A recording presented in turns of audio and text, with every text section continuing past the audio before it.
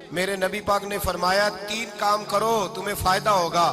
حضرت عبدالرحمن ابن عوف فرماتے ہیں میں نے اس کا تجربہ کیا اس حدیث کا, اور آپ فرمایا کرتے تھے مجھے اللہ کی عزت کی قسم جو میرے نبی نے کہا حق اور سچی کہا ہے, حق اور سچ کہا ہے. حضور سید عالم صلی اللہ علیہ وسلم نے فرمایا صدقہ دینے سے مال کم نہیں ہوتا.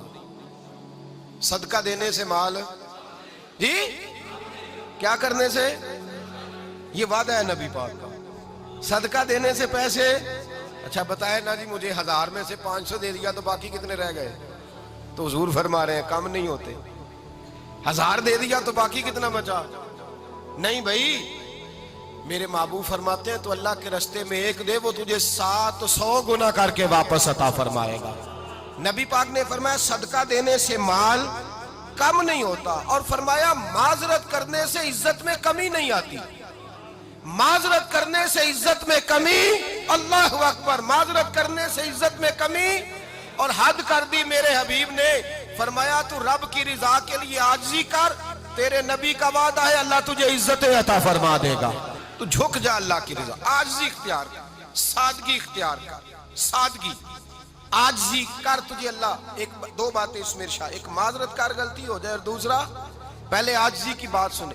حضرت عمر بن عبدالعزیز بادشاہ تھے, سوئے ہوئے تھے, غلام بھی پاس آرام کر رہا تھا, مہمان بھی آئے تھے. غلام کی ڈیوٹی تھی ہر وقت حضرت کے پاس رہنا. اب سوئے ہوئے, دیر ہو گئی, غلام بیچارہ تھوڑا تھوڑا اونگ آتے آتے سو گیا. حضرت چراغ روشن تھا, کچھ لکھ رہے تھے, مہمان بیٹھا تھا, خادم سو گیا.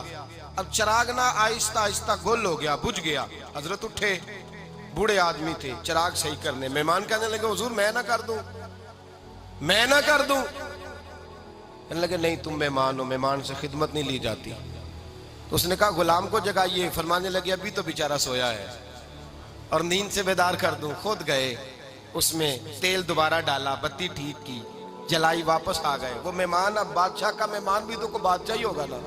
کہنے لگا حضور آپ اپنے کام خود کرتے ہیں, کیا لفظ ہے, کیا حسن ہے, اور 2 جملوں میں کیا تاثیر ہے. آپ فرمانے لگے ہاں میں اپنے کام خود کرتا ہوں. جب میں گیا تھا تب بھی عمر بن عبدالعزیز ہی تھا, اور جب چراغ صحیح کر کے واپس آیا ہوں تو پھر بھی عمر بن عبدالعزیز ہی ہوں. میرے اندر کوئی تبدیلی آئی, میں وہی ہوں جو گیا تھا. حضرت سیدنا فاروق اعظم رضی اللہ تعالیٰ عنہ فرماتے میں بیٹھا تھا, اور ابھی 3 دن ہوئے تھے نبی پاک صلی اللہ علیہ وسلم کے وصال ظاہری کو. میں بیٹھا ہوا تھا, 2-3 بچیاں آ گئی, اور حضرت ابو بکر صدیق رضی اللہ تعالیٰ عنہ کے سامنے آ کے بیٹھ کے رونے لگی. جناب صدیق اکبر رضی اللہ تعالیٰ عنہ کا بچیوں روتی کیوں ہو؟ تو کہنے لگے آپ خلیفہ بن گئے ہیں. جب سے ہمارے ابا کا انتقال ہوا تھا ہمارا ذریعہ معاش یہ تھا کہ ہم نے بکریاں رکھی ہوئی تھی. آپ روز آتے تھے, بکریوں کا دودھ دھوتے تھے, ہم پی بھی لیتی تھی, بیچ کے گزارا بھی کر لیتی.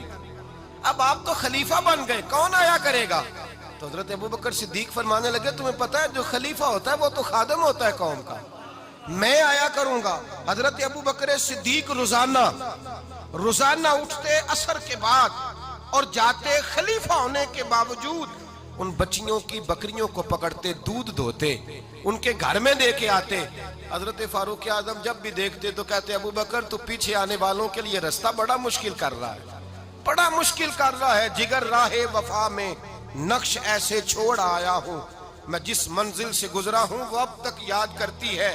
حضرت سلمان فارسی رضی اللہ تعالیٰ عنہ صوبے کے گورنر تھے, سادہ سا لباس پہن کر, سادہ سا, بس اسٹاپ پہ کھڑے تھے, جہاں سے لوگ اندر داخل ہوتے تھے, جہاں سواریاں باندھی جاتی تھی, آج ہم اپنے زبان میں اسے بس اسٹاپ کہتے. باہر کھڑے تھے, کوئی مہمان آ گیا کسی کا, اس نے دیکھا سادے سے کپڑے ہیں, خستہ سی حالی ہے, اس نے سمجھا کوئی کلی ہے شاید, معاذاللہ کوئی ملازم ہے. کہنے لگا خادم ادھر آؤ, ادھر آؤ. آپ قریب گئے, کہنے لگے میرا سامان اٹھاؤ. امام غزالی فرماتے ہیں جب تو علم پڑھنے بیٹھتا ہے تو یہ بھی خیال کرنا تیرے اندر تکبر کا بوٹا نہ لگ جائے, عاجزی اختیار کرنا. عاجزی, سر پہ رکھا ہوا ہے سامان. حضرت سلمان فارسی نے, گورنر صاحب نے, اس آدمی کا, مہمان کا سر پہ سامان رکھا اور جا رہے. سنو اور غور کرو. جب جا رہے تھے جو آدمی بھی ملتا گورنر صاحب ہمیں دے دے.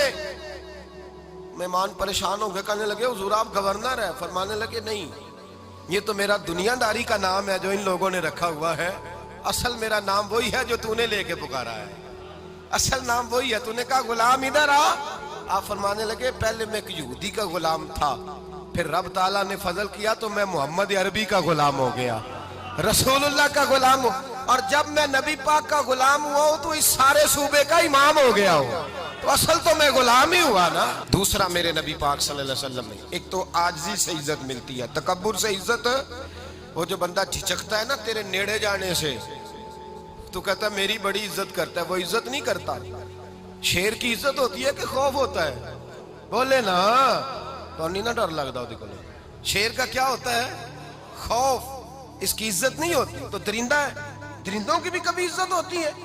تو جو آدمی ڈنڈے کے زور پر لٹکا کے ڈنڈا اور وہ لوگوں سے عزت کرا رہا، تو بھائی یہ تیری عزت نہیں، یہ تیرا خوف ہے۔ عزت عاجزی میں ہے، انکساری میں ہے۔ اور دوسرا میرے نبی پاک صلی اللہ علیہ وسلم نے فرمایا عزت معاف کرنے میں ہے۔ عزت کس چیز میں ہے؟ بدلہ لینے میں عزت، یہ حقائق ہے۔ عزت بدلہ لینے، جس نے ایک تھپڑ کے جواب میں 2 مارے وہ باعزت نہیں، بلکہ مسند امام احمد بن حنبل پڑھی، حضرت موسیٰ علیہ السلام کوہ طور پہ کھڑے، میرے رسول پاک علیہ السلام فرماتے ہیں جناب موسیٰ علیہ السلام نے اللہ کی بارگاہ میں عرض کیا، اے اللہ ساری دنیا کہتی ہے ہم عزت والے ہیں، ہم عزت والے، من اعز عبادک یا اللہ، اے اللہ تو بتا تیرے بندوں میں عزت والا کون ہے؟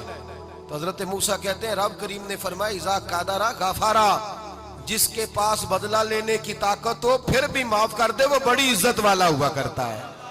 جو اینٹ کے جواب میں پتھر مار سکتا ہو، جو گولی کے جواب کے اندر 15 گولیاں مار سکتا ہو لیکن معاف کر دے وہ بڑی عزت والا ہے۔ عزت والا ہے جو معاف کرے۔ حضرت فخر جہاں دہلوی بہت بڑے درویش تھے، سلسلہ عالیہ چشتیہ کا بہت بڑا نام، اور اس صوفی کے آپ حالات پڑھیں تو رب کریم نے بڑا ہی نوازا ہوا تھا۔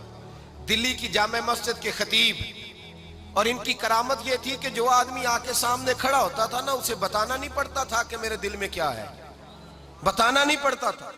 سامنے آ کے کھڑا ہوتا تھا تو حضرت ہاتھ اٹھاتے تھے، کہتے تھے اللہ یہ بے اولاد ہے اسے اولاد عطا کر دے۔ دوسرا آ کے کھڑا ہوا، خوشی نہیں ہو رہی آپ کو؟ دوسرا آدمی کھڑا ہوا، دوسرا آدمی، اس نے آ کے کہا دعا کے لیے سامنے کھڑا ہوا تو حضرت کہنے لگے اے اللہ بیمار ہے، وہ کہتا میرے دل میں بات تھی مجھے بتانی نہیں پڑی، اتقوا فراست المومن فإنہ ینظر بنور اللہ، نبی پاک نے فرمایا مومن کی فراست قلبی سے ڈرا کرو، وہ تو اللہ کے نور سے دیکھتا ہے۔